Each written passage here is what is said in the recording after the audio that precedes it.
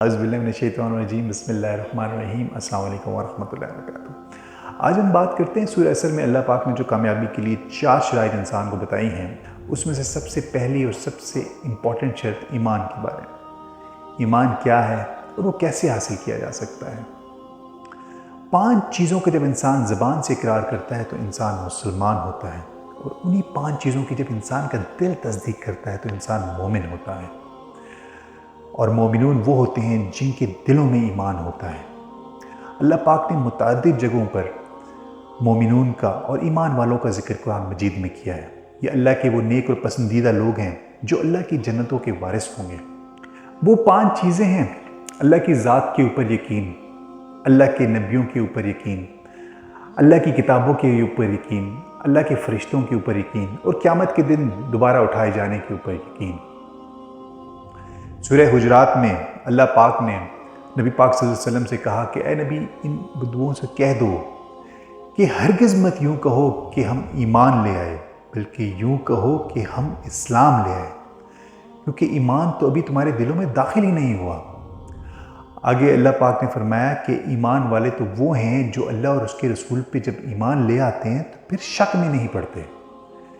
اس چیز کو اقبال نے بڑے خوبصورت انداز میں بیان کیا ہے۔ اقبال کہتے ہیں کہ تو عرب ہو یا عجم ہو، تیرا لا الہ الا اللہ لغت غریب جب تک کہ تیرا دل نہ دے گواہی۔ یعنی جب تک انسان کا دل اس کے کلمے یعنی لا الہ الا اللہ کے اوپر تصدیق کی مہر نہیں لگائے گا، جب تک کہ انسان کا دل اس کے کلمے کی تصدیق نہیں کرے گا، تب تک انسان کا کلمہ لغت غریب ہے۔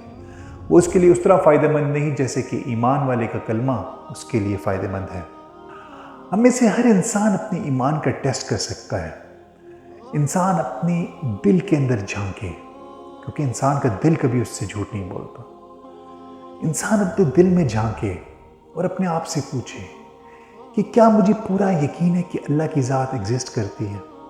کیا مجھے اللہ کی صفات پر، اللہ کے ایک ہونے پر مجھے پورا یقین ہے؟ کیا مجھے پورا یقین ہے کہ محمد صلی اللہ علیہ وآلہ وسلم اللہ کے آخری رسول ہیں؟ کیا مجھے پورا یقین ہے ملائکہ کی ذات کے اوپر، قیامت کے دن آنے پر اور مجھے دوبارہ اٹھائے جانے پر؟ اور کیا مجھے پورا یقین ہے کہ قرآن اللہ کا کلام ہے؟ اگر تو انسان کا دل یہ گواہی دے کہ اس کے دل کو 100% یقین ہے تو مبارک ہو، اللہ ہمارا ایمان قبول فرمائے۔ لیکن اگر اس میں کمی ہے، کوتاہی ہے، تو ہم اس کو مرنے سے پہلے بہتر کر سکتے ہیں۔ یہ اللہ کا انسان کے اوپر بہت بڑا فضل و کرم ہوگا کہ انسان مرنے سے پہلے اپنے ایمان کو بہتر کر لے۔ ایمان کو بہتر کرنے کا بہترین ذریعہ ہے قرآن مجید۔ قرآن مجید ہمیں وہ ایمان دے سکتا ہے جو عقلی ایمان ہو، جو لاجیکل ایمان ہو۔ اگر ہمارے دل کو یہ یقین ہو جائے کہ قرآن کے جو الفاظ ہیں وہ اللہ کے الفاظ ہیں، اور قرآن اللہ کی طرف سے محمد صلی اللہ علیہ وآلہ وسلم کے اوپر وحی کیا گیا ہے، تو باقی چیزوں پر ایمان لانا ہمارے لیے آسان ہو جاتا ہے، کیونکہ باقی چیزوں کی خبریں ہمیں قرآن ہی دیتا ہے۔ ہر انسان، ہر مسلمان یہ جانتا ہے کہ قرآن اللہ کا ایک عظیم معجزہ ہے، لیکن کیا ہمارے دلوں کو اس بات کا یقین ہے کہ قرآن اللہ کا ایک عظیم معجزہ ہے؟ کیا ہمارے دلوں نے اس چیز کو ایکسپیرینس کیا کہ قرآن اللہ کا ایک معجزہ ہے؟ کیا ہم کتاب قرآن کو چوم کر، قرآن کو دیکھ کر، قرآن کو الماری میں رکھ کر کہہ سکتے ہیں کہ قرآن اللہ کا ایک معجزہ ہے؟ اگر ہمارے دلوں کو یہ یقین ہو جائے کہ قرآن اللہ کا ایک معجزہ ہے تو ہمارا ایمان بہت ہی بلند، بہت ہی خوبصورت ایمان ہوگا۔ اس کو ایک ایگزامپل سے سمجھتے ہیں۔ ان جادوگروں کے ایمان کے بارے میں سوچئے جو حضرت موسیٰ علیہ السلام کے اوپر ایمان لے آئے تھے۔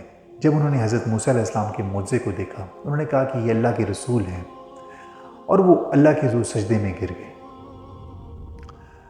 انہوں نے اس وقت کے بادشاہ وقت فرعون کے خلاف بغاوت کا اعلان کر دیا، حالانکہ جس بادشاہ کے خلاف کوئی بغاوت کے بارے میں سوچ بھی نہیں سکتا تھا۔ سوچیے کہ ایسی ایمانی قوت، ایسا اتنا خوبصورت ایمان ان کے پاس کہاں سے آیا؟ انہوں نے اللہ کا معجزہ دیکھا تھا اپنی آنکھوں سے، اور اس معجزے نے ان کا ایمان بلند کر دیا۔ اسی طرح اگر ہم اپنی زندگی میں اللہ کا معجزہ ایکسپیرینس کر لیں تو ہمارا ایمان کتنا خوبصورت، کتنا بلند ہوگا۔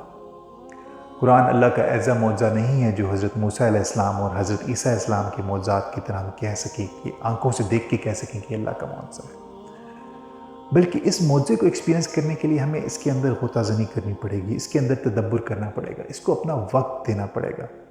ہم دنیا کی اور معاملات میں اپنا بے تحاشا وقت لگاتے ہیں، ہم یونیورسٹیز میں جاتے ہیں، پی ایچ ڈی کرتے ہیں، تھیسز لکھتے ہیں، تو ایک ایسی کتاب جس کے اوپر ہماری دنیا اور آخرت دونوں کا دار مدار ہے، کیوں نہ اس کتاب کو پڑھا جائے، اس کو سمجھا جائے، اس کو اپنا وقت دیا جائے۔ اللہ پاک نے قرآن مجید میں سورہ بنی اسرائیل میں فرمایا کہ تمام جہاں کے جن اور انسان بھی اگر مل جائیں تو قرآن جیسا کلام نہیں لا سکتے، ان کے لیے ناممکن ہے کہ وہ قرآن جیسا کلام لے آئیں۔ تو دیکھنا چاہیے کہ اللہ نے اس خوبصورت کتاب کے اندر ایسی کیا باتیں لکھی ہیں، ایسی کیا معجزات ہیں جو اللہ نے اتنا خوبصورت، اتنا بلند دعویٰ کیا ہے۔ اللہ سے دعا ہے کہ اللہ ہمیں توفیق دے کہ ہم اپنی زندگی کی سب سے قیمتی چیز یعنی اپنا وقت اللہ کی خوبصورت کتاب یعنی قرآن کے اوپر لگا سکیں، اور اس سے اللہ ہمیں اپنا عظیم تحفہ، ایمان کا تحفہ عطا فرمائے۔ جزاک اللہ خیر۔